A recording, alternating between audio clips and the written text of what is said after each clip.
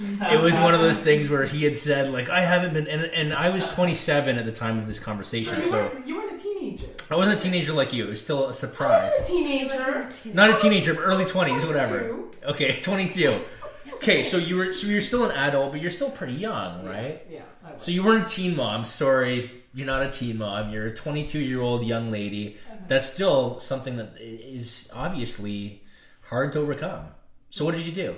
Well, I believe that if you don't feel, or no, I should say, if you feel that you can do something, then you can. So it was never in my head that I had to change the course of my life. It's like, okay, well, I have a baby, so now I have a baby and I still have to accomplish the goals that I set out for myself. Right. And so that was just my mindset. Yeah. And so I just did it. Good for you. Just did it. Good for you. So Do you have any more kids? I do. So any more surprises? Well, kind of. Kind of, not okay. Really, not really. So I have a 10-year-old. Okay. And so I got married a few years later. I met somebody and we got married. And But so you had a son, right? I had my son. At 22 years old. At 22. And then you married a different man. A different man at 27. I was about 27. Okay, at 27. Yeah. And so I had, so we got married. Yes. Had my son, my 10-year-old, and then had a surprise after him. Okay. Yeah, so you've had two big surprises. Two big surprises. but you're married at this point, you're a little older. Yeah. Okay. So it's a surprise that's okay because I'm married. Sure. So it's okay now. Right, it's okay. It's I okay see. now. It's accepted by It's society. accepted. Well, Got by it. my father. By your father. Okay. By the judge. That's right. Mm-hmm. And so, so I had those two. So I have an 18-year-old, a 10-year-old, and an 8-year-old. And an 8-year-old. Mm-hmm. Little miracles. Yes. That's all right. Boys. Yeah, all boys. All boys, yeah. Wow. Yeah. I was saying to little Chris, God seems to think that, like, God doesn't give you more than you can handle, is what I keep hearing. I agree. And so he has a lot of faith in me because I don't know, some days I'm like, oh. It's fun though, right? Like, yeah. Okay, all right, fair enough.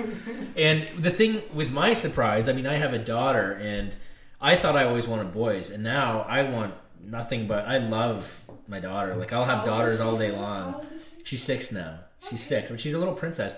And I see her turning into this little woman so quickly. And that's why this is really important to do these kind of talks and to have people here, because I really want to make sure by the time that she's old enough to do the things that where she could potentially have a surprise, when that happens, I want her to be very well equipped with knowledge, and I want to make sure that everyone knows about consent, about female empowerment. I want her to have all the tools to make better decisions than I made, right? So, I mean, you always want for your kid better than yourself, I think. Yes. I think that's kind of how it works. But so we've kind of gone through the past. So did you have a strong sexual life in college? I mean, we can talk about that a little bit. It's sex and suicide. So 3 boys, you must like sex. Do you like sex, then? Yeah. Yeah, okay. So, it's a healthy thing, right? It is a healthy thing. So, as I said, I came from a northern town. Right. Up north. Very conservative. My only real view of the world was through American TV. Right? Okay. And so when I moved to London, Ontario, yes, I'm in a big city now. Yeah, right? Sure. Compared to what you're used to. Compared to what I was used to, a town of 26,000. Right. Right. And so I was in the big city, and I was dating, and I, enjoyed myself. Yeah. I love listening to how people phrase that when I ask them. So you enjoyed yourself. I enjoyed myself. Good for you. Yes. Yeah. And then I was dating someone, and we had a steady relationship, and I got pregnant. Right. Did you do anything in that relationship, like, were you adventurous to, like, BDSM, like 50 Shades of Grey, or were you still... I always like to know if people were ahead of their time at that age. You're having kids... I've never seen that movie. So you haven't? I have not seen the movie. You're familiar with sort of BDSM and the kink lifestyle, things like that? I am. Yeah. Or are you fairly, like, conservative in the bedroom? I am willing to try anything. Good for you. Once? I'll do it twice. I'll always twice. Just in case there's something went wrong the first time, I'll do it twice. But good for you. Good for you. It's nice to have that open mind, and especially in sort of what I like to talk about, which obviously is sex. I like people to have an open mind and to keep that positive. So let's talk about relationships a little bit. All right. So you have young men that you're raising in the world. I have a young daughter. Mm-hmm. So as you raise these young men, I'm sure you want them to be gentlemen. What kind of hurdles do you face when raising men in a world today? Well, my relationship with my husband didn't last. Okay. So he's now my ex-husband. Yes. And so I'm now faced with raising 3 boys on my own. Right. And not to say that they're not involved with their sons. They are. Like, sure. The 2 baby daddies. Oh my God. That's okay. Times are changing. They have changed. I suppose. Yeah. But they're involved. But the day-to-day stuff, it's me. Yeah. Raising them. And so it's important for me to be an example to them of the type of woman that they need to be with in their lives. I agree. Right? I just set the example of what you want for them. What they want. And then I have to be very mindful of the type of man that I bring into their life. Sure. Because he is going to be showing them and modeling for them how to treat a woman. Sure, absolutely. Right? Absolutely. And so I take all of that very seriously. So I won't introduce them to men. If anything, they'll say, this is one of mommy's friends. And because I'm involved in so many things, they don't know the difference. Right? So you have lots of friends. Sure. Well, yes. Well, yeah, I mean, you know friends. what I mean. Yes, you have actual friends. You have lots of actual friends, yes. Not special friends. Not surprise potential friends. So when you were ending this relationship, because I've had a lot of questions lately from women that I've known that have been close to me and other people that just kind of have popped out of the blue. It seems to be, I don't know what it is about springtime, but it's almost like people dive into relationships in the fall and then spring approaches and all these problems surface that weren't there before. And I'm finding that, like, how did you know when it wasn't going to work with your husband or with your man? And when did you find the strength and power to move on your own? How was that for you? Well, we had been experiencing a lot of financial difficulties. Okay. Right? And so that causes a lot of stress, especially on a young family. Sure. Right? And so then he ended up moving out of the province for work. Yeah. Right? And so now you have a relationship that was already kind of teetering. Yeah. Right? And he's gone, and I see him 4 times a year. Right. So you have the long distance on top of the financial. Long distance on top of the financial and on top of the relationship issues. And then it just came to a point where we no longer, it's not that we didn't love one another, but we no longer had the respect for one another. Was there resentment there? There's resentment there. There's built up resentment, and then, other people get involved, and it just became a mess. Okay. Right? Yeah. And so we forgot that we were married to one another. Right. Right? And it was like he was over here and I'm over here, and we're living our own lives. Right. And so then it came to a point where it was like, you know what, this just isn't going to work for us anymore. And so we decided that we were going to divorce. Was it sort of a mutual decision, or did you lead that, or did... He had asked for the divorce, and so I said, okay. Yeah. I wasn't had gotten to the point. I was just like, you know what, we're not mutually trying. Was that scary? Was that a scary time to be facing that? I mean, you're a single mom now. So it was like being a single mom again. Right. So, there was a lot of guilt and a lot of shame that I felt. Right. Because the thought of, okay, I came from this really good family. Sure. Where Jenny was the princess. Yeah. And now Jenny doesn't have one baby daddy, but now Jenny got 2 baby daddies. Sure. You know what I mean? Yeah. And that feeling, and then the worst part of it is just watching my kids have to go through that. Yeah. Like one of the things that I promised myself when I got married was that this is going to work, because these kids are not going to have to experience what my eldest had to with having to visit daddy and go back and forth. I just didn't want that for my children. Sure. And that's what I got. Yeah.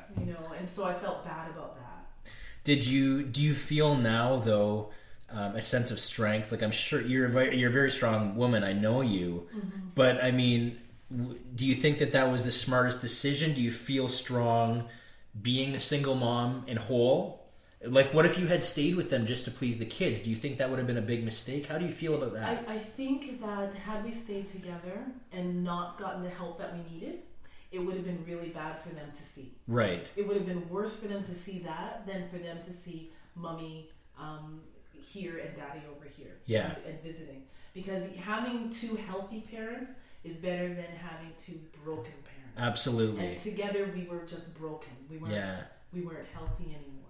So do you have people that come in to see you that are kind of in this position, and you might see a woman that's kind of at her wit's end, but she doesn't have the strength to leave, and you're just saying, like, come on, I know you can do it. I know you'll be better off. What do you do in that situation? What's your advice? It's really important that I don't voice my opinion. Of course. Right? Because it's their life. And in all reality, people are going to come and see you, and they're going to tell you what they want you to know. Yeah. Right? Sometimes you don't know all of the different aspects. So really, it's about planting seeds within them to get them thinking. Right. Right? And being able to admit things to themselves. But my advice to anybody that's going through relationship difficulties, and especially if there's children involved, is to make sure that you've tried everything that you can.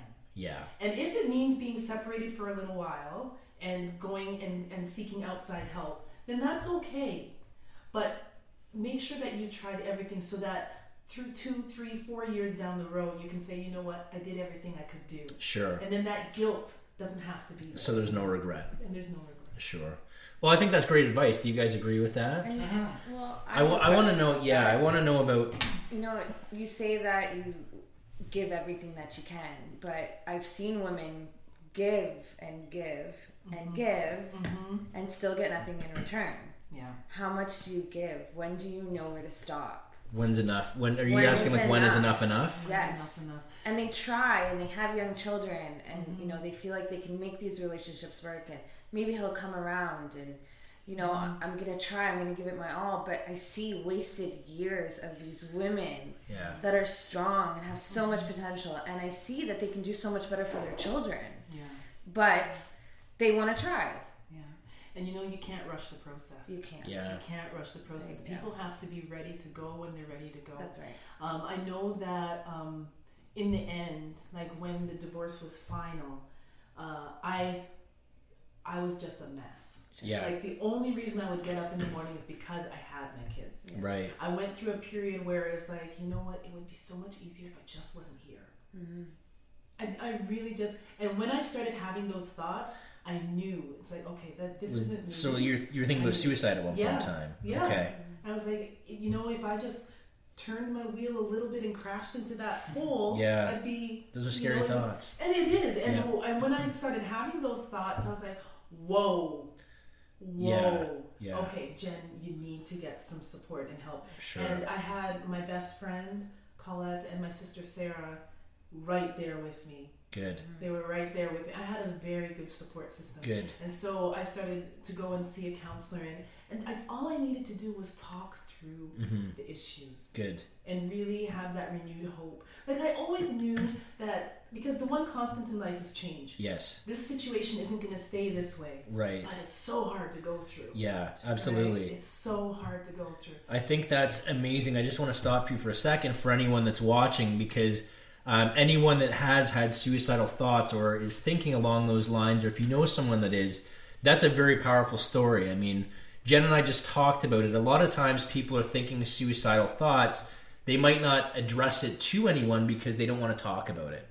So the goal here is to try to bring that topic of conversation to the point where it's comfortable, because as you said, as soon as you started talking about it, you realized, hey, life is worth living. And you found that thought scary. It's when people start to feel comfortable thinking about taking their own life, and that's when it becomes a really big issue.